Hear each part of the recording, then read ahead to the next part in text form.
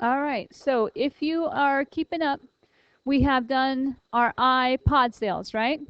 And so you probably came up with your own equation. Your own equation might be something like mine, y equals negative 1 point something times the x minus something around 3.5, right? Plus some number like 53, somewhere in there. And so my line of best fit was this orange line. The Desmos, when it calculated it, it could do more precision because they had three levels of or 3 decimal points in accuracy.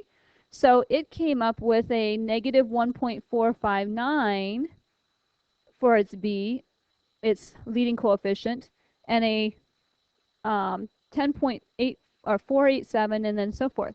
So you can see that its R squared value was a 0.973, okay, which is pretty darn close. That models our data pretty well, right? That's pretty close to 1, okay? So the goal then is for you to do the same thing now, but this time I want you to grab your iPhone sales. So iPhone sales are linked here. And so if you look at Statista and their data, does that look like a parabola? Maybe, right? Everybody agree that that could be part of a parabola, the right side? Tilted over. So if you go back to the equations from data, after the iPod, we have iPhone sales worldwide.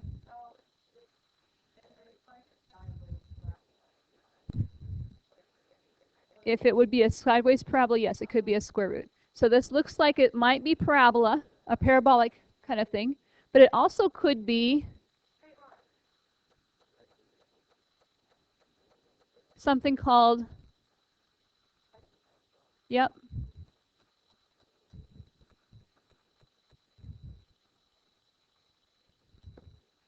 might be exponential growth. Okay, so that's what we want to test next. We want to see if we get an R squared value that's close to 1 when we use an exponential growth model. Algebra 2, we haven't seen it yet. Okay, so exponential growth looks like this.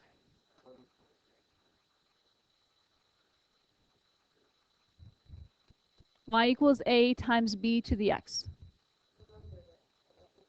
Okay, the reason that you probably didn't like it is because it's so decimal involved. Okay, you very seldom get nice, neat numbers. So the good news is we'll be using our graphing calculators on the graphing portion of this on the test. Okay, there will be a non-calculator portion to make sure that you know how to convert between logarithms and exponential equations. But for the most part, your vast majority of your test will be graphing calculator based. Okay, so exponential growth, we think, right? You're going to plot the data and then see if you can come up with a y equals a b to the x that models that data.